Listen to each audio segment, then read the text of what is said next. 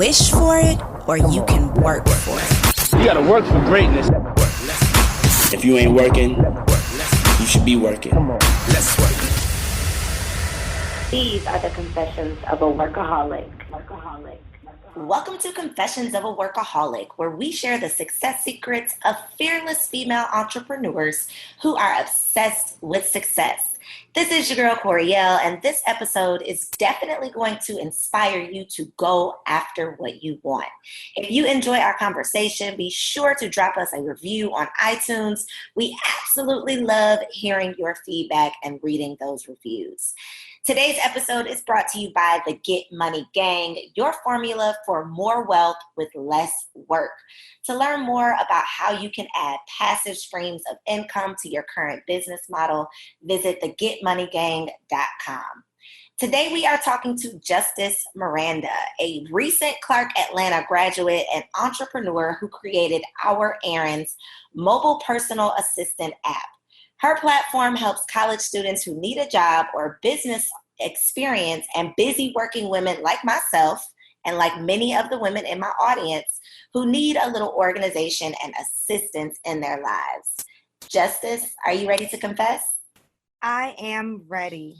So you studied business at Clark, but aside from your degree, what other experiences do you have that inspired you to create this app? And before you even talk about your experience, I mentioned a little bit about what the app is, but introduce the app the way you want my listeners to hear it. So exactly what is Our Errands app all about? Okay, yeah. So Our Errands is the first on-demand personal assisting app. So what that means is small business owners like yourself no longer have to hire anyone full-time or part-time to have a personal assistant. They now can just hire them for a few hours out of the week or day to help them with little things like data entry all the way up to graphic design and planning out possible promotional materials for them.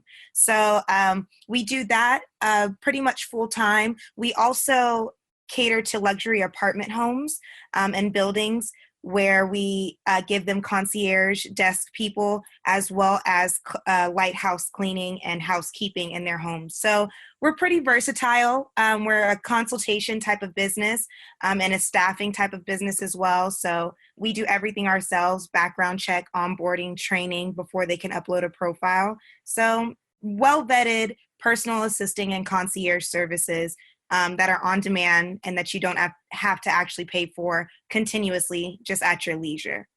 Go ahead. I'm sorry. No, you're good. So I actually heard about this app and this concept and actually had the chance to meet you a couple months ago at Jewel Tankard's conference here in Atlanta. And I was just blown away, number one, by the idea of this app because it's so needed and it's so smart. It's so genius. But number two, by how young you are. Like I say, you are a recent Clark Atlanta graduate. And aside from that business degree, I know you have like some background experience that kind of led you even down this path of creating this app. So talk a little bit about that experience, because so often people think if I don't have a degree doing exactly this thing that I want to do, that I'm not qualified to do it. But you were able to turn your skill set that you have literally based on your experience, not based on your degree, you were able to monetize that. So talk a little bit about that skill set and your experience. Yeah, most definitely. So you're very right. I am still young. So I'm 24. I actually just turned 24 about 2 weeks ago, but I started personal assisting at 12 years old. Yeah. Oh my gosh, how crazy. Child labor. Yeah, it was really a thing. But back then for myself, personal assisting was not a job. It was genuinely a hobby. Somebody took me under their wing, somebody who not just personal assisted, but managed different artists in LA. That's where I'm from. I'm from California. So someone who just managed different artists took me under their wing and said, "Hey, Justice, I would love if you would help me out." So from that point forward, for genuinely the rest of my life, all up until now, I was personal assisting small business owners, artists, photographers, videographers, up until I started personal assisting more so for celebrities. So of course I was like on The Real Housewives of Atlanta with Kenya Moore and things like that. But it really, that experience, the last experience that I had, which was, with The Real Housewives, that experience catapulted this idea of starting a personal assistant and concierge business. Of course, having my degree definitely gave me the backing for it and the knowledge of how to run it. But my experience in personal assisting gave me everything that I needed to actually create this business. So like I said, we personally vet our assistants ourselves. So background checks, onboarding training, all of that I do personally. So going through resumes, knowing what to look for in a resume, that is definitely from my college education. But being able to look at that person's resume and seeing their experience and seeing if they worked in hospitality before, and then afterwards being able to train them is from genuinely just my experience, not from my schooling at all. So I'm very grateful for Koereyelle University and the business school there, but definitely just growing within myself and in the personal assisting industry helped me a lot with our business. I love it. And in my opinion, the most successful brands or, coaches or educators come from using that personal experience, building something based on the things that they love, the things that they're passionate about, and just the things that they've been doing, that they have literally, developed themselves into an expert in just based on their experience. So you are literally providing work, right? You are putting people to work in, a time when, millennials don't necessarily want to go get a 9 to 5 and work for this one company for the rest of their lives. And so you are catering definitely to the millennials who need work and don't necessarily want to tie themselves down with, one company, as well as the millennial business owners who need help and don't necessarily want to hire like a full-time employee or assistant. So you definitely are doing a service, to people with a variety of skills. And I love empowering people to just believe that whatever skill set they have, they got the skills to pay the bills. So talk a little bit about some of the skills that your employees have that they're able to monetize. Oh, yeah, most definitely. So everything that you said is literally on point. It's very accurate. I came into this business thinking that I was going to staff a bunch of college students who are trying to find a job that'll give them not just experience, but valuable experience so that they don't have to work these retail jobs at Victoria's Secret, McDonald's, all these just different things that aren't giving them a genuine experience of building their resume. So that was my initial thought. And then actually when we started hiring, what we came to realize is that college student, yes, of course, wants that opportunity, but the college graduates want it even more. So you were speaking more so towards the millennials who need those type of opportunities. Well, I don't really know like what the perfect terminology is for people that aren't millennials. That's probably my bad on millennials. But the people that have already graduated years and years ago, those are the people that we're hiring right now. So the people that are stay-at-home moms that need something while their kids are in school to just do that isn't a 9 to 5 because they can't work around that schedule, that's actually who we cater to. And as far as skill sets, those college students really come in hard for that because you have college students that are majoring in mass media, at Koereyelle University. So mass media would encompass radio, television, and film. So now I'm hiring people who aren't just personal assistants, they're videographers and photographers, they're graphic designers, they're web developers. That's one thing that I can say about millennials is that we don't come just offering one thing or one service to you. We are like a dual dynamic package. So the skill sets that they bring to this opportunity is amazing. Now, those people that aren't in our millennial age range, they bring, like you were saying, that experience. I can't personally say, which I thank God for, but I can't say that I've ever worked corporate. So for somebody to come into our establishment and have worked corporate for even 25 years, but that just wasn't where they wanted to go with their life, that person really helps us a lot because we're providing personal assistance. So what that is just an executive assistant to a small business.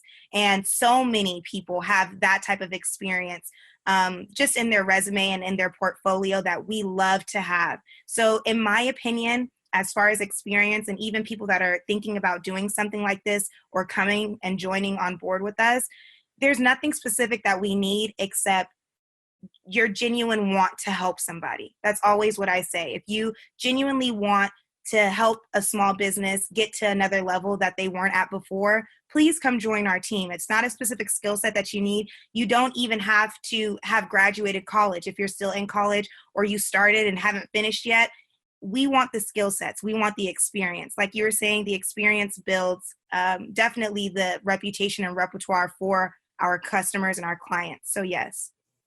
Not to mention how great it looks when you can say, you can list this different work history, these different companies that you've worked with and you've supported. It's a win-win for everybody. So I absolutely love these types of businesses that are literally on a daily basis helping the community. And so you are obviously a fellow HBCU grad. I love talking to my proud HBCU alum. For you, why was it so important for you to attend an HBCU? Ooh, well, for myself personally, I, like I said, I grew up in California. So I grew up in Simi Valley. So if anyone knows anything about Simi Valley, the one thing that we're known for is that is where the Rodney King trials were held.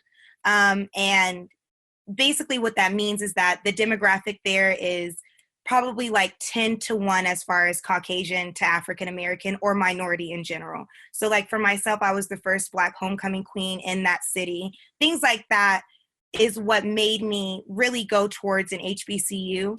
And then also for myself, I wanted to know more about my culture, know more about my background and how things came about, especially in Atlanta. Thank God that I came to Atlanta because you really see the roots and how things how Black people here can start something and not just start it for yourself, but start it for a whole movement of people. That's what I really enjoy about not just an HBCU, but a Black environment in general. And I feel like Atlanta is like, well, we always say the Black Hollywood, but the up and coming, kind of like Black Wall Street for us. So for me, it was genuinely getting myself exposed to a different arena and being able to be versatile in every situation. I can go into a boardroom and talk to whoever I need to, whenever I need to, and also be able to go and present at the Gathering Spot, which we are a part of as well. And that's a minority-owned, co-working space. So the versatility for me was really what it was. And then also just the knowledge of my background and history.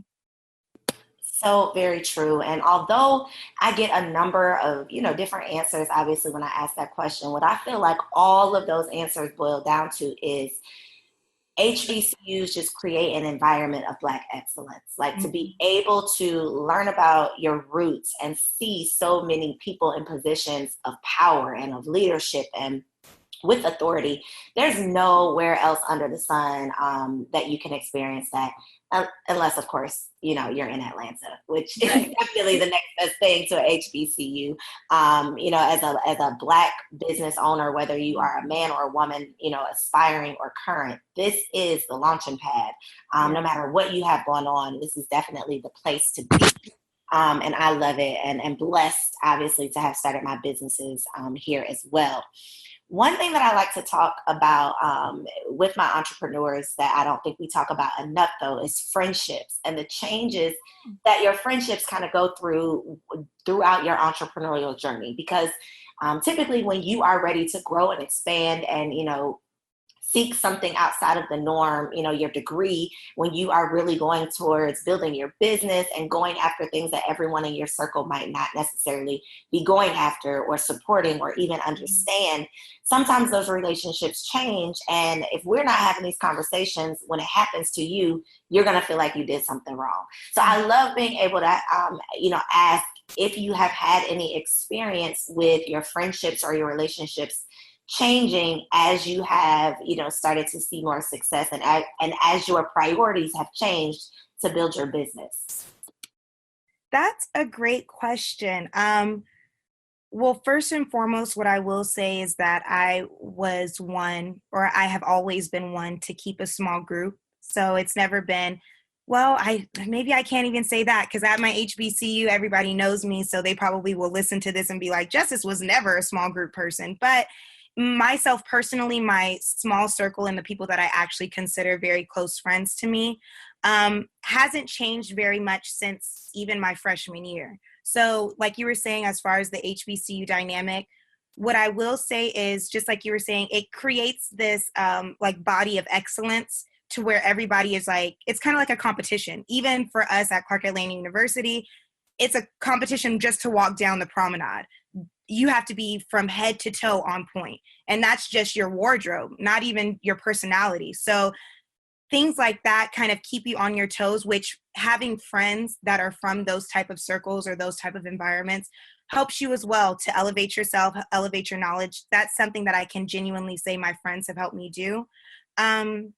As far as losing friends since I have started my business, most definitely.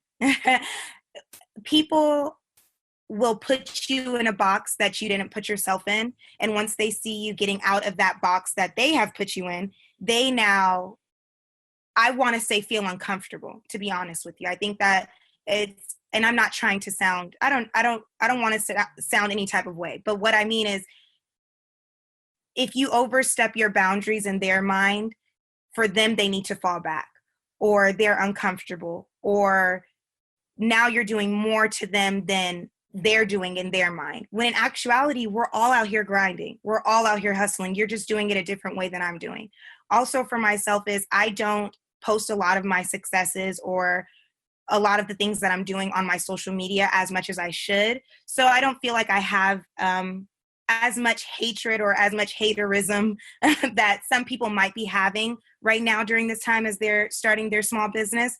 Because once people see you become something that in your mind you know that you need to become, they will kind of put you in an outcast position to where you feel like what you're doing is wrong.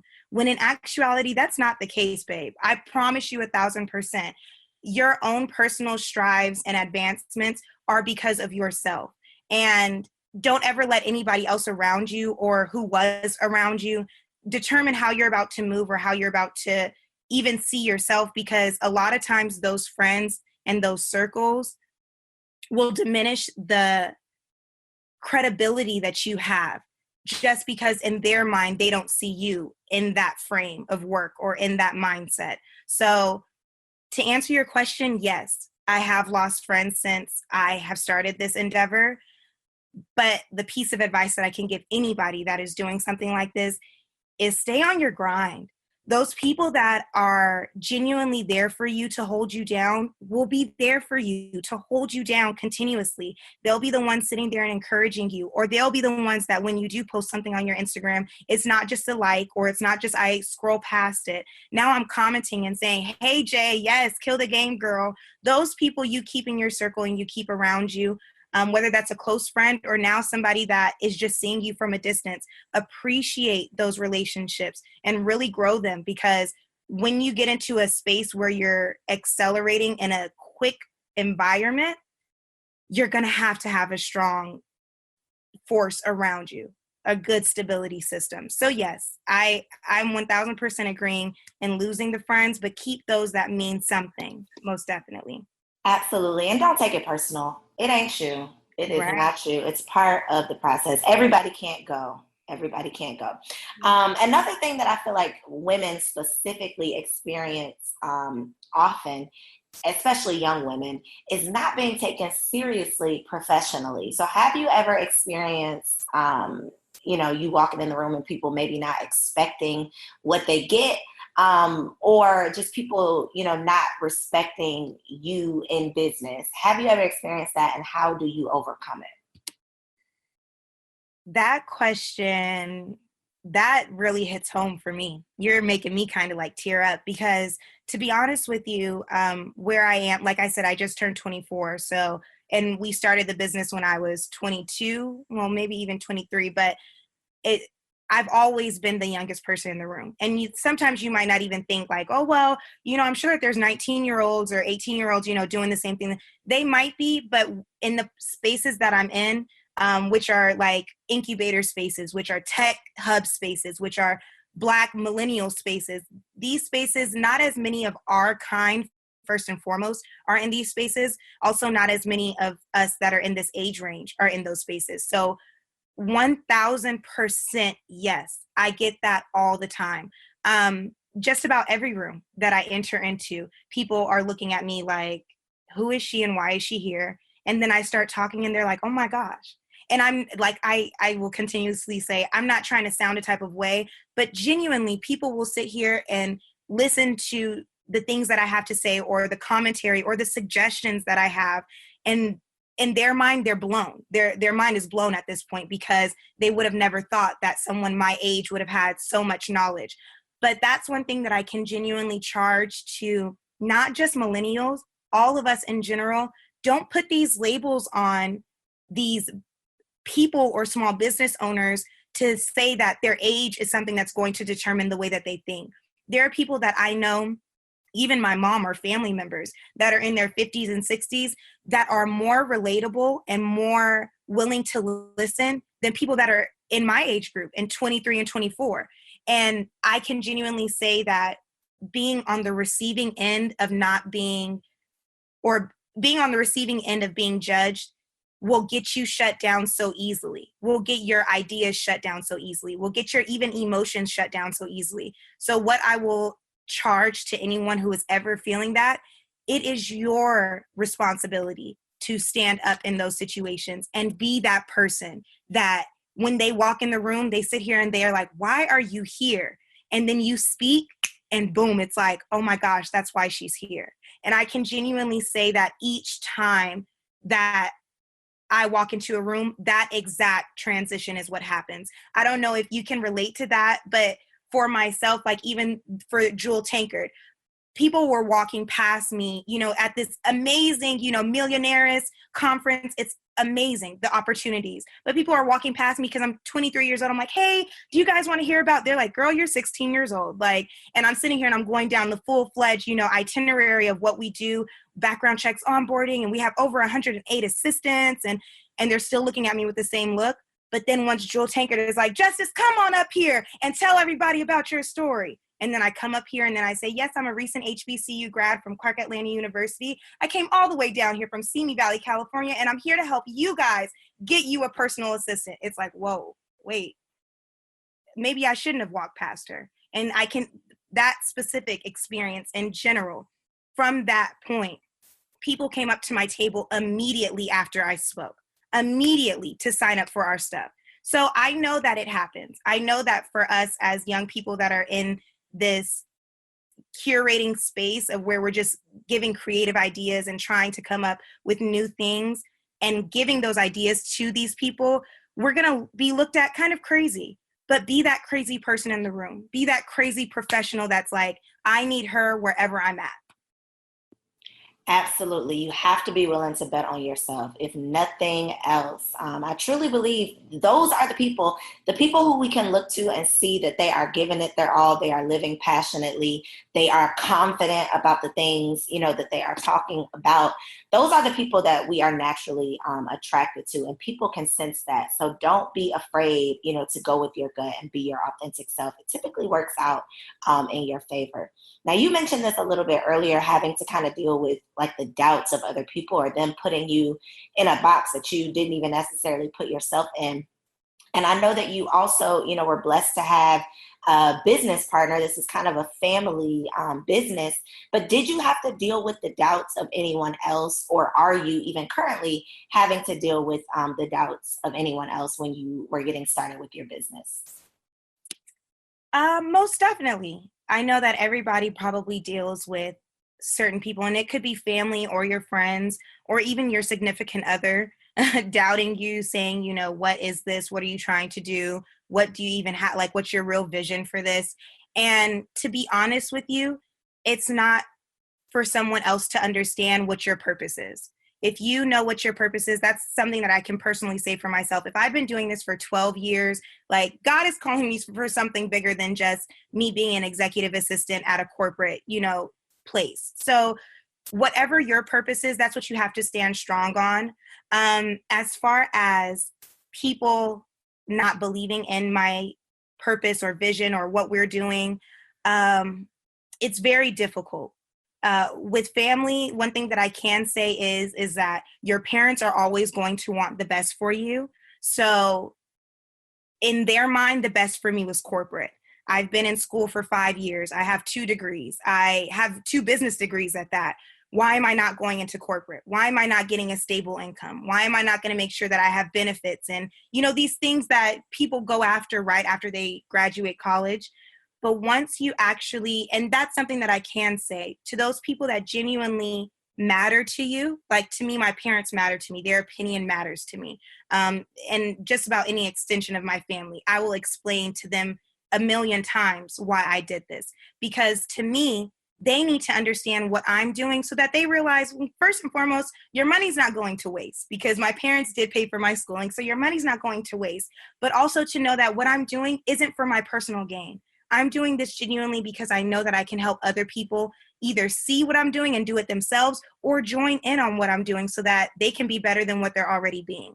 So you're always going to have naysayers. You're always going to have doubters. It's your job to be strong enough within yourself to push for your passion and your purpose, and to explain that passion and purpose to people. I hope that people, when they not just listen to this podcast, but they see our website and our vision and the things that we have in store for our company, I hope that they know that this isn't even for profit. We're a totally bootstrapped company to where we haven't received any donations, not from our family, not from our friends, not from people, investors trying to get, a portion of our company. We are doing this ourselves, and it's because we're passionate about it.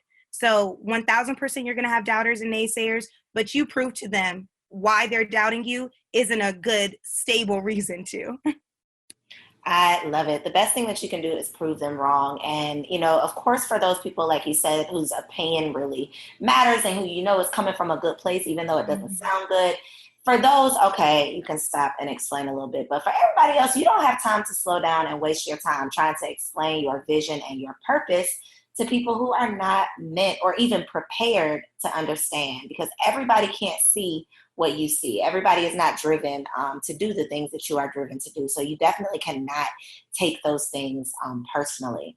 So I want to transition and talk a little bit more about the actual platform that you have created for our errands, because it is app-based. So for those entrepreneurs or aspiring entrepreneurs listening who have this $1 million app idea, but feel like they have to have tech skills or tech experience to create an app, what would you say to them? How can you encourage them to know that they may already have what it takes? That's a great question. Let me tell you first and foremost, both Deshaun and I, which we are the co-founders, neither one of us have tech experience, not one lick. I mean, I took an info tech class my freshman year in college, but we're 5 years past that now. So for us, and for anyone who is not tech savvy or not into the tech space, get into a tech space. That's all you have to do. Get into a tech space. If you tell your idea to someone who is tech savvy, they will run with that idea and create everything that you had envisioned for it. And I will not doubt that at all. So like I said, we're a part of, well, I don't know if I have said that, but we are a part of 3 co-working spaces. So here in Atlanta, we're a part of WeWork, The Gathering Spot, and Atlanta Tech Village. As far as this question specifically, Atlanta Tech Village is my favorite place to be. For the networking, when it comes to tech, it's incredible. They have so many free even opportunities just for people in the community to come out to be exposed to these different companies that could help you just market your idea or help you with the backgrounds of it. They have that. But if you actually already have a business and you don't, like us, we have had a business and we didn't actually have the tech behind it, they'll take your business and give you mentors and people that can build that business from ground up. So from Atlanta Tech Village alone, we got our web developer, our app developer, we actually got our social media manager, and we got numerous clients just out of one co-working space. So like you have already said, Atlanta is the hub, especially for minorities. It is the hub. That's one thing that I can say about the different demographics within our country. On the west side, where I'm from, people are not willing to help you. I'll say that first and foremost, let alone minorities, right? Isn't that crazy? It's usually like the opposite. No, even if you're a minority, we're still like not really trying to help you. So here in Atlanta on the east side, now we're sitting here, or I guess south, but now we're sitting here and we're saying like, we can do this. If you do it with me, I promise you, I'll get you to a new level than you could have been by yourself. And I can genuinely say Atlanta does that 1,000%. It does not matter if you are trying to start your own hair care line. You will have somebody here that will help you from point A to point Z. So don't feel intimidated by this tech space. Don't feel intimidated by the tech people. Don't feel intimidated by us millennials who have all of this experience in the tech space. It doesn't matter. I encourage those people who are listening to this that are in their 40s and 50s thinking of ideas that genuinely could be better on an app than it would be in a physical store or in a physical location, to go into a space that will provide you the opportunities for someone else to help you build out your dream. I promise it's easy and it's not that expensive. Just try it. That is a moneymaker right there. There is so much power in your people. Can you talk a little bit about not necessarily like networking basics, but for people who are naturally introverted, who may already have a membership to a co-networking space or co-working space, but is not actually networking? What are some natural ways that you can strike up a conversation or convey your need or just introduce yourself to someone at one of these spaces or at any networking opportunity? Most definitely. So when you said an introvert, that made me think of the point of me talking about being the youngest person in the room. And when you come in, you know, you standing out. Some people aren't those people. I am naturally that person to where I am very outgoing, and I will, if somebody's like, I need a volunteer, I'll raise my hand to be that person to volunteer. But if you aren't genuinely that person, I have to unfortunately say to you that you have to step out of your box. You have to get out to the point where it's going to be uncomfortable for you. I always say pressure makes diamonds. So those uncomfortable moments are those moments that will really get you far. So in those moments, my first charge to you is arrive 15 to 30 minutes early to the actual networking event. What that gives you is time when not a lot of people are there to network. So now you don't have to feel the pressure of, you know, who's going to be here and am I going to be worried about talking to this person? Whoever is in that room in the first 15, 30 minutes, you know, those are the people that you can network to. And one thing that I can always say is that if your business is a catchy business or a catchy idea, just because you're in that room and you've already networked with 2-3 people, those 2 or 3 people are now going to tell the people around them like, oh my gosh, yes, Justice was just talking to me about a personal assisting business. You should talk to her. And then now you have people coming to you. So it's not always that you have to go out, you know, to do the networking. But when you're in those spaces, use that opportunity as much as you can. First and foremost, you need to always have a business card on you. I know that it's cool and I guess like eco-friendly to do the e-cards to where they can just, you know, download it on their phone. But what I will say is having a physical card will make you memorable. Even if it's just in somebody's wallet while they're going through and throwing away things, they're like, oh my gosh, I need to call Justice. I totally forgot one thing. Okay, so maybe I've named like 2 things now, but come 15 to 30 minutes early so that you can network with those people in the room. Bring your business cards or some type of promotional material of your company or yourself to be able to distribute. And what I will also say is even during that 15 to 30 minutes that is before the event, do the same thing 15 to 30 minutes after the event. I know sometimes you can't stay the whole thing, but those events that you can, make sure that you're talking to people and giving out your promotional material. You asked specifically like how to strike up the conversation. Start by introducing yourself. Hey, how are you? My name is Justice. What's your name? Immediately, that's the conversation. Your next question, what I always ask is, oh, okay, what do you do? That's going to lead into what do you do? So now you're explaining what you do. Oh my gosh, let me tell you how we could help you. Boom. So your 3 main questions, what's your name? What do you do? How can I help you? Girl, I was over here typing because I'm definitely an introvert and I'm leaving 15 minutes early. You talking about staying 15 minutes late. But that is a challenge. That's a challenge for me. So I'm going to try it. I am taking notes and I am going to try it. I'm definitely the awkward person in the room. but there's so much power in creating those relationships. So those are really, really good tips. I hope that y'all were taking notes and writing that down. My last question for you, Justice, for people listening who know that this is something that they need, whether they need work or need workers, how can they apply or sign up to work with you? And then how can they connect with you on social media?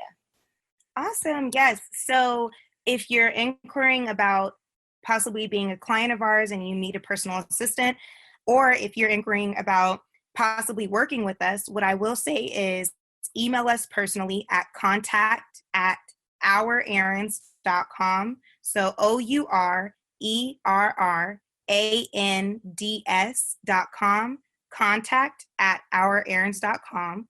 And if you just want to look up things about us, if you want to learn more about our company or more about myself or Deshawn, go to our social media handles, which everything is at Our Errands. And then also go to our website, www.ourerrands.com.